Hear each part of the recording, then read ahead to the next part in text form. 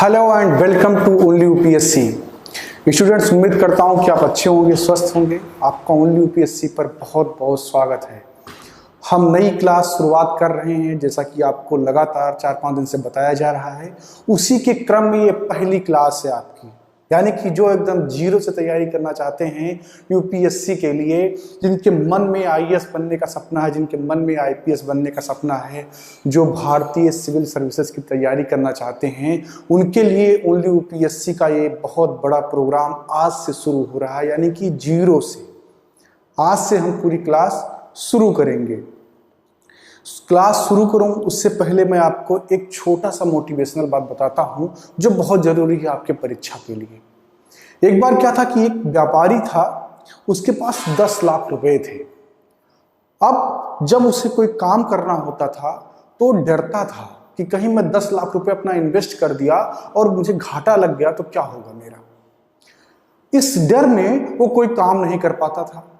जब भी सोचता था किसी नए व्यापार के लिए तो डर के बैठ जाता था कि मैंने अगर अपना 10 लाख उसमें लगा दिया तो मेरे पास कुछ भी नहीं बचेगा अगर नुकसान हो गया तो। फिर एक दिन वो बहुत परेशान होकर के एक संत के पास जाता है। संत समझ गए कि इसकी प्रॉब्लम क्या है, इसको डर लग रहा है काम करने से। ये अपने आप में एक डर के साथ जी रहा है कि कहीं मैं असफल ना हो जाऊं, इसलिए ये कोई नया काम नहीं कर पा रहा है।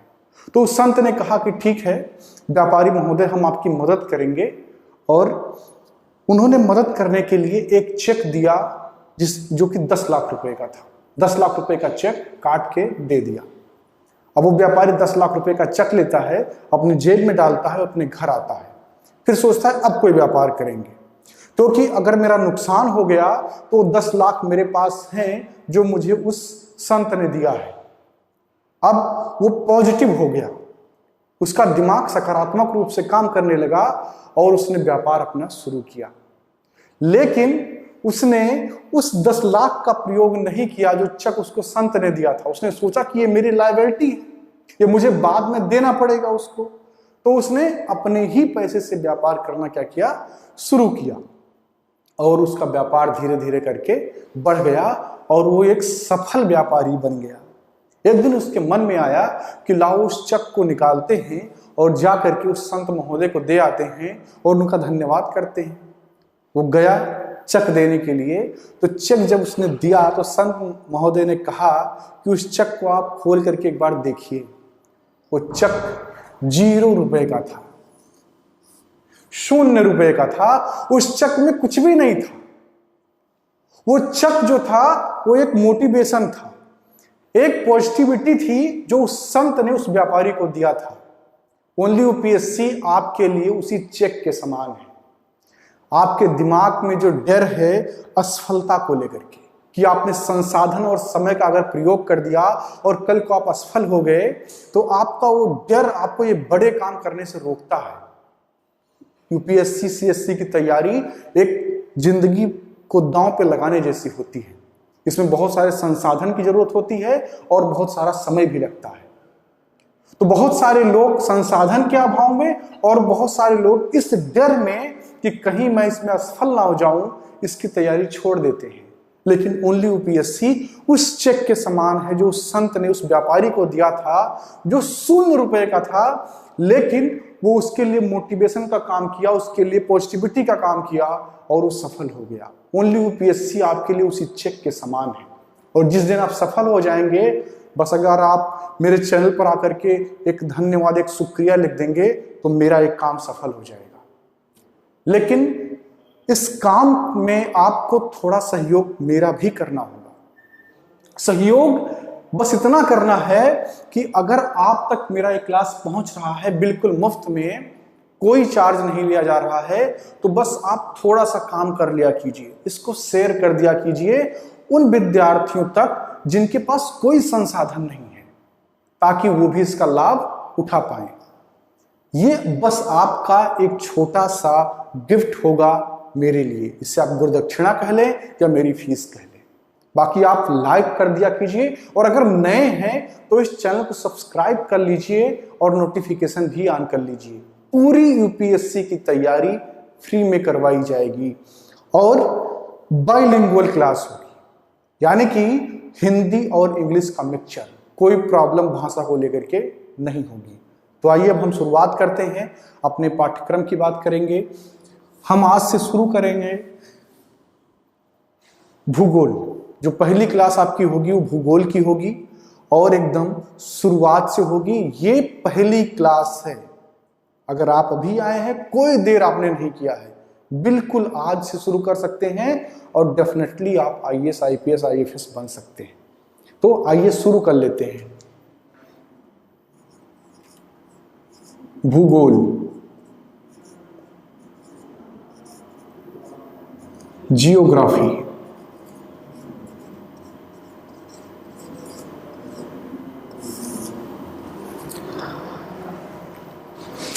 भूगोल यूपीएससी में एक महत्वपूर्ण विषय है। बहुत ज्यादा सवाल इससे आते हैं।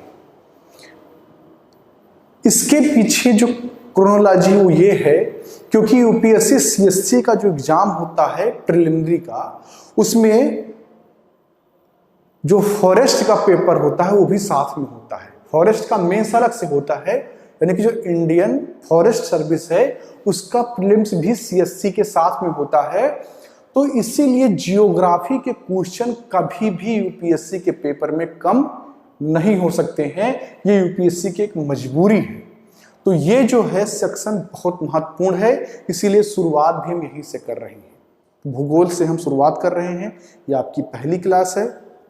तो आइए अब पढ़ना शुरू करते हैं, अपनी पढ़ाई की तरफ चलते हैं और धीरे धीरे एकदम जीरो से, जिसने कुछ भी नहीं सुना है भूगोल के बारे में, जो आज जान पाया है कि भूगोल लिखा कैसे जाता है, वो भी भूगोल के उस सारे सिद्धांत को समझ पाएगा जो कि उसे यूपीएससी क्रैक करवा सकती है। ठीक है, तो अब आइए शुरू करते हैं। जियोग्राफी,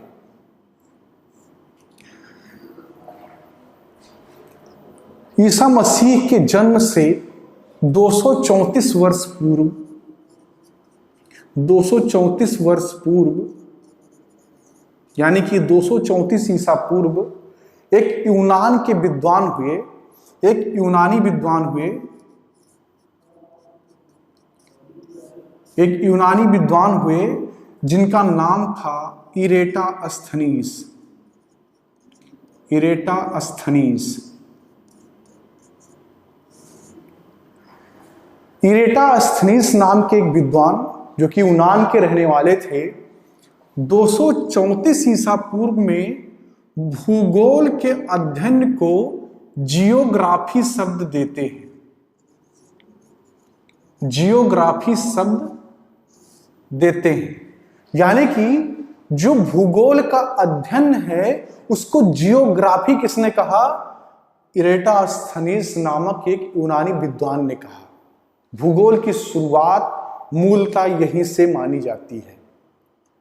बहुत सारे जो भूगोल के विद्वान हैं वो इस बात पर सहमत होते हैं कि जियोग्राफी का शब्द इरेटास्थनीस ने दिया, और जो ये शब्द है, इस शब्द का मतलब सिर्फ इतना है, भूगोल का अध्ययन। तो आप इस बात को यहीं से नोट कर लेंगे कि जियोग्राफी शब्द के जन्मदाता कौन है? इरेटास्थनीस है। इरेटास्थनीस है। ठीक है, अब आगे बात करते हैं कि जियोग्राफी का तात्पर्य क्या था, इरेटास्थनीस ने इसे जियोग्राफी क्यों कहा। ठीक है, देखिए आप साथ ही साथ नोट्स बनाते हुए चलेंगे। मैंने आपसे चर्चा कर दिया था कि बुक आपको कौन सी पढ़नी है। नोट्स के बारे में मैंने आपको बता दिया था। मैंने आपको बताया था कि एटलस आपको बहुत जरूरी है अगर जियोग्राफी आपको पढ़ना है। तो ये सारी सामग्री मैं उम्मीद करता हूं कि आपके पास उपलब्ध हो गया होगा, और अगर उपलब्ध नहीं है तो आपको करना चाहिए, क्योंकि उसके बिना आपकी तैयारी नहीं हो पाएगी। साथ ही साथ नोट्स आप बनाते हुए चलिए। आप जब भी क्लास करने बैठिए, आपके हाथ में एक पेन और सामने एक व्हाइट पेपर होना चाहिए। आपको जो बातें समझ में आ जाती हैं, बिल्कुल लगता है कि आप नहीं भूलेंगे, उसको तो आप स्किप कर सकते हैं अगर चाहें, लेकिन जहां पर आपको लगता है कि आपको दोबारा से पढ़ना पड़ेगा, और अधिकतर टाइम पर ये होता है कि पढ़ना पड़ता है, तो आप उसको जरूर नोट डाउन करेंगे। वही तो नोट्स है। बाकी जब ऐसा जरूरत महसूस करेंगे हम कि नोट्स भी आपको देना चाहिए तो उसका पीडीएफ भी आपको मिल जाएगा। ठीक है, तो जियोग्राफी शब्द क्यों दिया इरोटोस्थनीज ने भूगोल के अध्ययन को, इसको समझते हैं।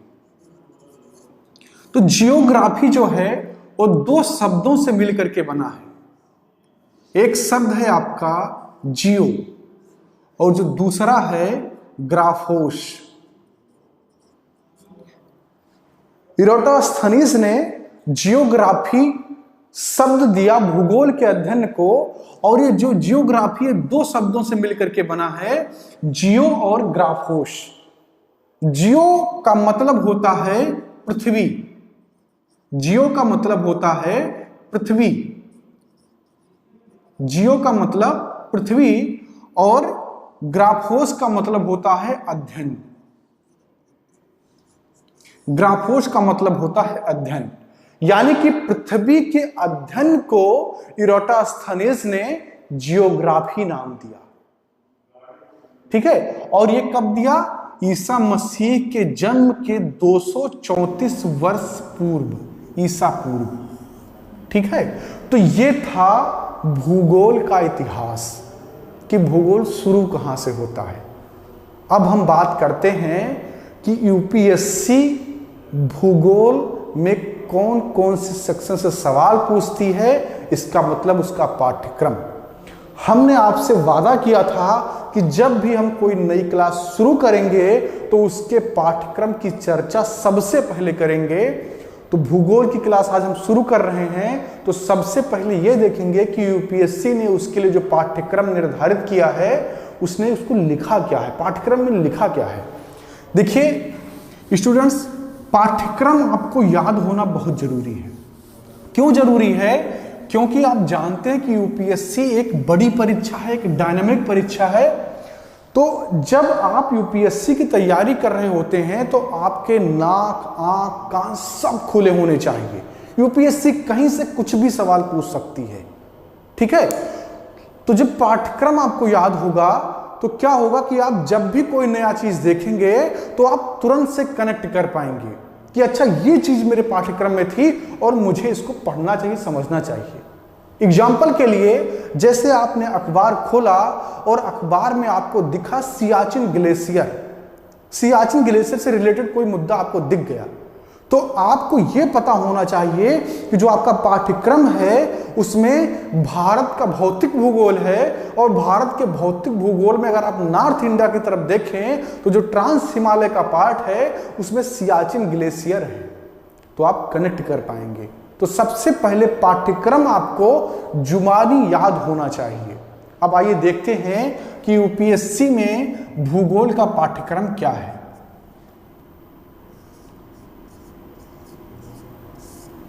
यूपीएससी सिविल सर्विसेज एग्जामिनेशन में भूगोल का पाठ्यक्रम क्या है?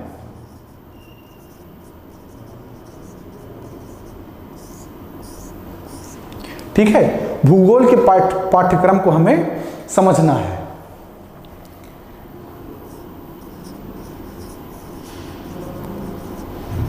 जो इंग्लिश वाले हमारे छात्र हैं वो बिल्कुल भी इस बात का टेंशन नहीं लेंगे। हर टर्मिनोलॉजी को मैं हिंदी में भी लिखूंगा और इंग्लिश में भी लिखूंगा। ठीक है, तो हमें सिलेबस को समझना है कि सिलेबस लिखा हुआ क्या, यूपीएससी ने अपने सिलेबस में क्या लिखा हुआ है।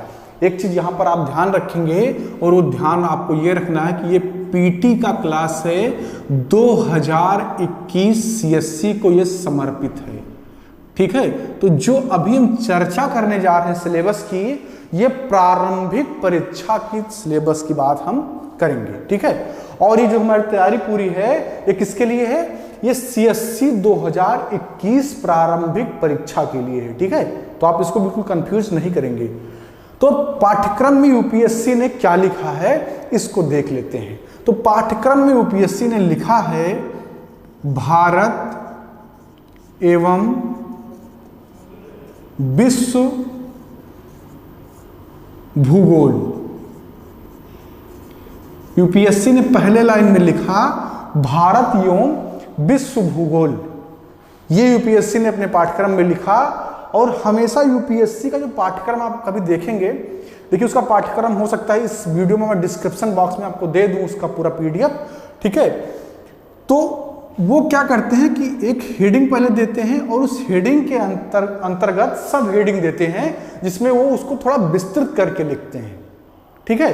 तो उन्होंने लिखा कि भारत एवं विश्व का भूगोल, और इसके अंतर्गत क्या लिखा, भारत एवं विश्व का भौतिक, सामाजिक एवं आर्थिक भूगोल, एवं आर्थिक भूगोल, ठीक है। तो ये है सिलेबस। यूपीएससी ने अपने सिलेबस में इतना ही मेंशन किया है, इससे ज्यादा कुछ भी नहीं लिखा हुआ है। आप सिलेबस कहीं से भी खोल करके देख सकते हैं। यूपीएससी ने अपने सिलेबस में लिखा है भारत एवं विश्व का भूगोल, और उसके अंतर्गत क्या लिखा है, भारत एवं विश्व का भौतिक, सामाजिक एवं आर्थिक भूगोल।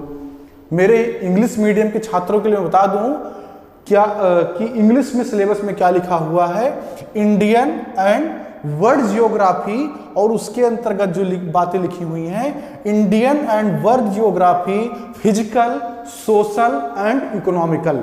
यानी कि यूपीएससी ने मेंशन क्या किया है, फिजिकल यानी कि भौतिक भूगोल। भौतिक भूगोल का मतलब कि पहाड़, झरना, नदियां, जो चीज आप भौतिक रूप से महसूस करते हैं, जो देखते हैं आप। उसके बाद में सामाजिक भूगोल यानी कि सोशल जियोग्राफी, और उसके बाद में आर्थिक भूगोल यानी कि इकोनॉमिकल जियोग्राफी, ठीक है। ये यूपीएससी ने अपने सिलेबस में मेंशन किया हुआ है, इतनी सी बात। लेकिन यूपीएससी बहुत ही सारगर्भित सवाल पूछती है। उसके सवाल मल्टी डायमेंशनल होते हैं, किसी एक पॉइंट से लिखे हुए नहीं होते हैं। यूपीएससी ने इसको एक छोटी सी परिभाषा के रूप में पाठ्यक्रम में डाल दिया कि हम इतना पूछेंगे, लेकिन इसके अंतर्गत जो टॉपिक है वो बहुत ब्रॉड है, बहुत विस्तृत है। तो इसलिए जब भी आप यूपीएससी की तैयारी कर रहे हो तो आपका जो कंटेंट है जिससे आपको तैयारी करनी है वो बहुत अच्छा होना चाहिए, और ऐसा होना चाहिए जो यूपीएससी के पॉइंट ऑफ व्यू से बनाया गया हो। और उसके लिए दो महत्वपूर्ण चीज जरूरी है। पहली चीज ये है कि आपको यूपीएससी के पुराने पेपर को देखना चाहिए, उससे आप समझ पाते हैं कि यूपीएससी सवाल किस तरीके से पूछती है। और जो दूसरा है वो ये कि जो कंटेंट है वो कहां से ज्यादा महत्वपूर्ण कंटेंट आपको मिल सकता है, जो सोर्स है वो कौन सा महत्वपूर्ण है। क्योंकि आप जब किसी दुकान पर जाते हैं मार्केट में, बहुत सारे कंटेंट वहां पर उपलब्ध हैं, इतने कंटेंट हैं कि आप कंफ्यूज हो जाएंगे। तो इसलिए आपको किसी ऐसे कंटेंट को नहीं पढ़ना है जो आप में कंफ्यूजन क्रिएट करें या जिसकी वैधानिकता सुनिश्चित नहीं हो, ठीक है। तो अब हम बात करेंगे, ये तो हो गया आपका जो है सिलेबस। अब बात करेंगे कि जो पठन सामग्री है उसमें आपको क्या क्या लेना है। हालांकि इसकी बात मैंने कल की थी, मैंने एक छोटा सा वीडियो बना करके आपको बताया था, लेकिन चूंकि हम एक क्रम में शुरू जो है चल रहे हैं लेकर के, तो अब यहाँ पर उसकी भी हम बात कर लेंगे। तो ये हो गया आपका सिलेबस। अब इस सिलेबस को पढ़ना है तो उसको पढ़ने के लिए जो सामग्री होगी वो क्या होगी, उस पर चर्चा करते हैं।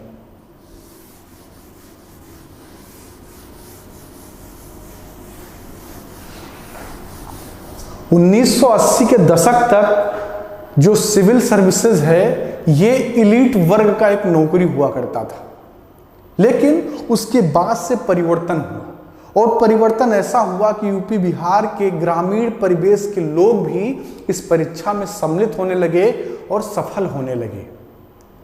लेकिन धीरे धीरे शिक्षा के व्यापारीकरण की वजह से ये परीक्षा की तैयारी इतनी कठिन होने लगी कि बहुत सारे सपने आंख में ही दफन होकर के खत्म हो जाते हैं। इसलिए ओनली यूपीएससी ने एक शुरुआत किया कि हर वो बच्चा जो सपना देखता है कि वो डीएम बन करके, एसपी बन करके जिले के प्रशासन को चला सकता है, उसके लिए एक ऐसा माध्यम जहां पर कोई फीस नहीं, सब कुछ आपको फ्री और बेहतरीन कंटेंट के साथ उपलब्ध हो। तो ओनली यूपीएससी के इस प्रयास की आप अगर आपको पसंद आता है तो आप बिल्कुल, अगर आज से आप जुड़ रहे हैं तो अभी आप सब्सक्राइब कर लीजिए और नोटिफिकेशन भी प्रेस कर लीजिए।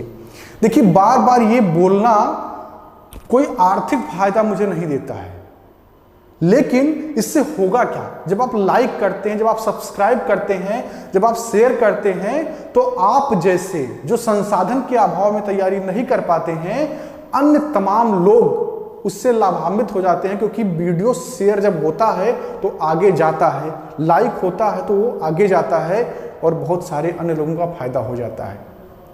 ठीक है, अब आइए पठन सामग्री की बात करते हैं। पठन सामग्री यानी कि स्टडी मटेरियल। स्टडी मटेरियल क्या होना चाहिए, इसकी थोड़ी सी बात कर लेते हैं। तो सबसे पहले बुक्स यानी कि किताबें कौन सी होनी चाहिए। ठीक है, तो जैसा कि मैं कई बार कई वीडियो में कई सेशन में बता चुका हूं कि सबसे जो अच्छी बुक है किसी भी विषय की तैयारी की, वो है एनसीईआरटी। एनसीईआरटी से अच्छी कोई बुक नहीं है, इसको गवर्नमेंट जारी करती है और फाइनली इसमें लिखे हुए जो तथ्य हैं, जो सिद्धांत हैं, यूपीएससी या कोई अन्य सरकारी संस्था फाइनली वो इसी को ही मानती है। ठीक है, तो एनसीईआरटी क्लास 6 से लेकर के क्लास 12 तक आपको पढ़ना है बेसिक रीडिंग के लिए। ठीक है, क्लास नोट्स तो आपको मिलेगा बेसिक रीडिंग के लिए। उसके बाद में जो नोट्स आपका होगा वो ओनली यूपीएससी का नोट्स। ओनली यूपीएससी का नोट्स का मतलब कि जो मैं क्लास पढ़ा रहा हूं आपको इसका नोट्स बनाते रहना है। देखिए, अगर आपको मन से पढ़ाई नहीं करना है, आप अभी वीडियो बंद कर दीजिए, छोड़ के चले जाइए। जिनके मन में यह है कि हमको बनना है आईएएस, बस वही रुकें, मुझे बिल्कुल नई संख्या बढ़ानी है। अगर आपको मन से पढ़ाई नहीं करना है, यू कैन गो, आप जा सकते हैं। और अगर आपको मन से पढ़ाई करना है तो आपको नोट्स भी बनाना होगा, आपको लिखना होगा। यहां से मैं अगर इतना मेहनत कर रहा हूं तो जब तक आप उधर से मेहनत नहीं करेंगे तब तक ये कार्यक्रम सफल नहीं होगा। ठीक है, तो आपको ओनली यूपीएससी का क्लास जो मिल रहा है उसका नोट्स बनाना है। ठीक है, बाकी जो अन्य नोट्स होंगे, जैसे कुछ सपोर्टेबल नोट्स होते हैं किसी छोटे छोटे टॉपिक के, वो ओनली यूपीएससी की वेबसाइट पर आपको मिलता रहेगा और समय के साथ साथ उसकी सूचना आपको मिलती रहेगी। ठीक है, ये हो गया नोट्स। और जो तीसरा जरूरी चीज है वो है एटलस। जो तीसरा जरूरी चीज है वो है एटलस। एटलस एक किताब के फॉर्मेट में आता है और उसमें मानचित्र होता है, उसमें मैप होता है। आपको भारत का पूरा मैप मिलेगा, आपको वर्ल्ड का पूरा मैप मिलेगा एक किताब के फॉर्मेट में। वो बहुत जरूरी है। हर दिन यूपीएससी की तैयारी करने वाले एस्पायरेंट को 1 घंटे कम से कम एटलस देखना चाहिए, क्योंकि उसी से आपके दिमाग में ये बन पाता है कि कौन सी जगह किस जगह पर है, या कोई घटना घटित हो रही तो वो किस पॉइंट से है। यूपीएससी यहाँ से सवाल भी पूछती है डायरेक्ट मैप से, तो एटलस आपके पास होना बहुत जरूरी है। और एटलस बहुत सारे मार्केट में मिलते हैं, लेकिन मैं आपको बता रहा हूँ कि ऑक्सफोर्ड का स्टूडेंट एटलस बेस्ट एटलस है, क्योंकि अगर एटलस में कोई कंटेंट गलत होगा तो वो आपके बहुत सारे मार्क खराब कर सकता है यूपीएससी में। तो ऑक्सफोर्ड स्टूडेंट एटलस बेस्ट है, दोनों भाषा में आता है, हिंदी इंग्लिश दोनों भाषा में। जैसा आपको सही लगे आप जाइए दुकान पर और परचेज कर लें। ओके, तो ये हो गया आपका पठन सामग्री। अब हम आगे बढ़ते हैं, एकदम क्रम में पढ़ाई, कुछ भी कंफ्यूजन नहीं, एकदम शुरुआत से। भूगोल का इतिहास क्या है, फिर भूगोल का यूपीएससी ने सिलेबस क्या दिया उसको आपने समझा, आपने समझ लिया कि उसकी तैयारी करने के लिए सामग्री की जरूरत है। अब आप समझेंगे भूगोल को पढ़ना किस तरीके से, उसका क्रम किस तरीके से होगा। ठीक है, तो ये है आपका जियोग्राफी। और इसकी पढ़ाई के लिए इसको 2 भागों में बांट लिया जाता है। इसको 2 भागों में बांट लिया जाता है। इसका जो पहला भाग है उसको फिजिकल जियोग्राफी कहते हैं। Physical geography.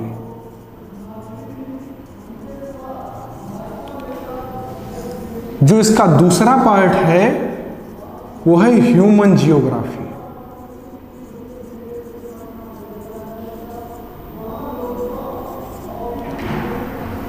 यानी कि अध्ययन की सुगमता के लिए भूगोल को दो पार्ट में हमने अलग अलग बांट लिया, एक फिजिकल जियोग्राफी और दूसरा ह्यूमन जियोग्राफी।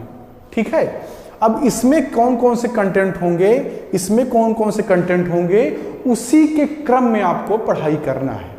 ठीक है, तो फिजिकल जियोग्राफी में जो सबसे पहला अध्ययन आपका होगा, देखिए मेरे हिंदी माध्यम के प्रिय विद्यार्थियों, इसको भौतिक भूगोल कहते हैं।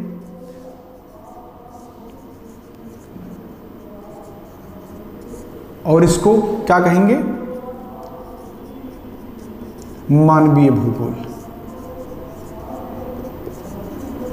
भाषा को लेकर के बिल्कुल टेंशन मत लीजिएगा, दोनों भाषा में मैं सारी टर्मिनोलॉजी को लिखूंगा। ठीक है, तो फिजिकल जियोग्राफी में जो आपको पढ़ना है वो सबसे पहला जो आपका टॉपिक होगा द अर्थ, यानी कि पृथ्वी। और इसमें आप पढ़ेंगे पृथ्वी का आकार, संरचना, ईटीसी। इसी में आप अक्षांश, देशांतर, ठीक है, लॉन्गिट्यूड, लैटिट्यूड पढ़ेंगे। जो दूसरा इसमें टॉपिक होगा आपका वो होगा क्लाइमेटोलॉजी,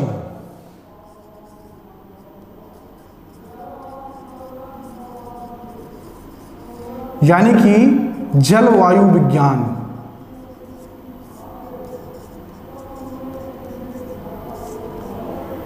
नोट करते रहिए। ठीक है, पहला होगा द अर्थ, पृथ्वी, जिसमें हम उसके आकार, संरचना, ईटीसी, इनका सबका अध्ययन करेंगे। तो दूसरा टॉपिक होगा आपका क्लाइमेटोलॉजी होगा, जिसको जलवायु विज्ञान कहते हैं। जो तीसरा आपका होगा वो होगा जियोमॉर्फोलॉजी, जियोमॉर्फोलॉजी।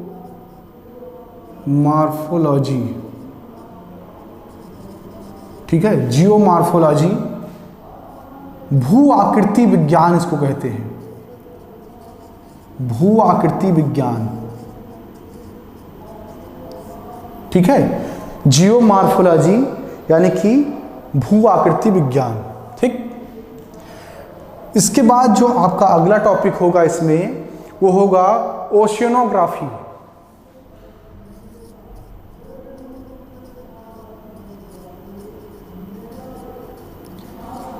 समुद्र विज्ञान।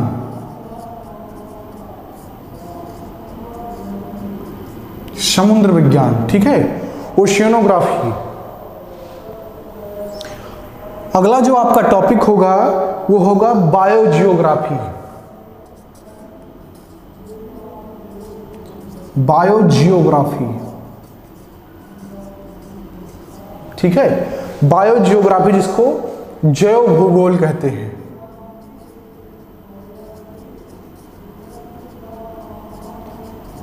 इसको आप अपने नोट्स के पहले पेज पर लिख लेंगे और जैसे जैसे मैं पढ़ाता जाऊंगा आप इसको टिक करते हुए जाएंगे। जैसे मान लीजिए कि मैंने आपको पूरा जो आकार, संरचना, ये सारी चीज़ें, लैटिट्यूड, लॉन्गिट्यूड, उसको जब समझा दिया तो आप यहाँ पर टिक कर लेंगे कि द अर्थ हमने पढ़ लिया।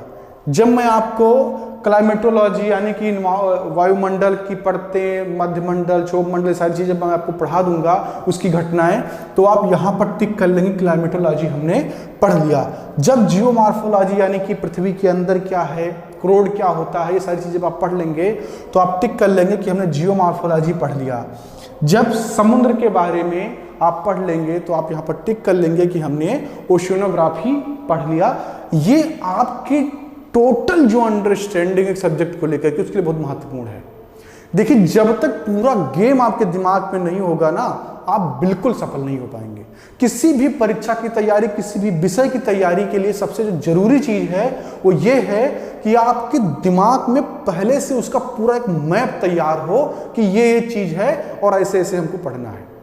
ठीक है, तो ये इतना हो गया फिजिकल जियोग्राफी में। देखिए फिजिकल का मतलब होता है वो चीज जो आप स्पर्श कर सकते हैं, जो आप महसूस कर सकते हैं। जैसे पहाड़ है, पर्वत है, झरना है, नदी है, बरसात है, समुद्र है, इन सबको आप स्पर्श कर सकते हैं, महसूस कर सकते हैं। ये फिजिकल जियोग्राफी है, ठीक है। उसके बाद में जो ह्यूमन जियोग्राफी है, जो मानव भूगोल है, उसमें जो पहला अध्ययन हमारा होगा वो होगा जनसंख्या भूगोल।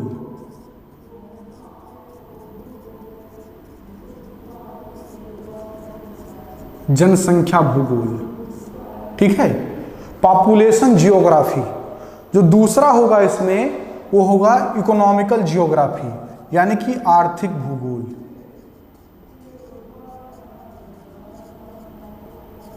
आर्थिक भूगोल यानी कि इकोनॉमिकल जियोग्राफी, ठीक है। इसके इंग्लिश कोई बहुत टफ नहीं है, आप इजीली इसको समझ सकते हैं, इसलिए मैंने नहीं लिखा क्योंकि यहाँ पर जगह नहीं थी। कोई प्रॉब्लम आ रही है आपको हिंदी इंग्लिश में? बिल्कुल, मुझे लगता है बिल्कुल नहीं आ रही होगी। सब कुछ मैं दोनों भाषा में बोलता हूँ। फिर भी अगर आपको लगता है कि कोई प्रॉब्लम, कोई समस्या है, आप कमेंट बॉक्स में जाइए और उसको मेंशन कर दीजिए, हम उसको रिकॉग्नाइज करेंगे और उसका जवाब भी देंगे आपको, ठीक है। तो ये होगा हमारा पढ़ाई का क्रम, जो पूरा भूगोल हमको पढ़ना है, ठीक।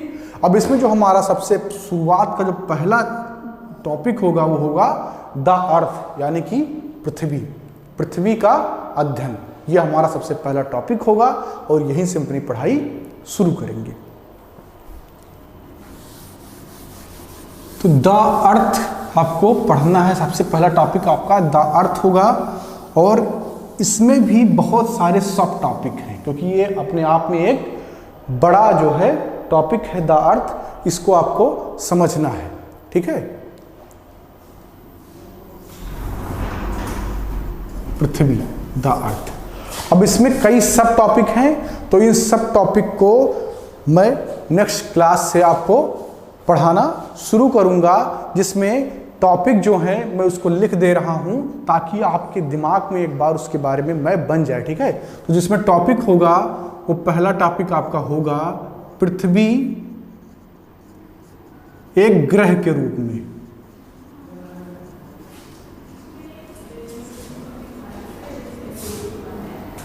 जो दूसरा टॉपिक होगा आपका पृथ्वी की आकृति एवं आकार।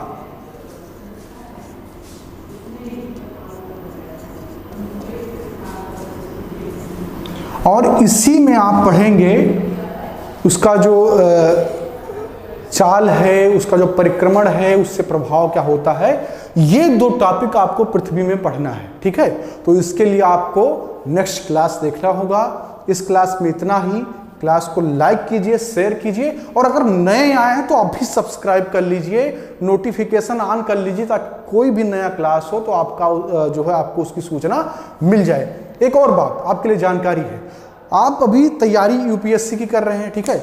अगर आप यूपीएससी के अलावा भी तैयारी कर रहे हैं, मान लीजिए आप स्टेट पीसीएस की तैयारी कर रहे हैं, या असिस्टेंट कमांडेंट जो कि यूपीएससी करवाते हैं उसकी भी तैयारी कर रहे हैं, या उसके अलावा किसी परीक्षा की तैयारी कर रहे हैं, तो आप नीचे कमेंट बॉक्स में लिखिए, क्योंकि हम उसके लिए भी कुछ नया शुरू करने वाले हैं।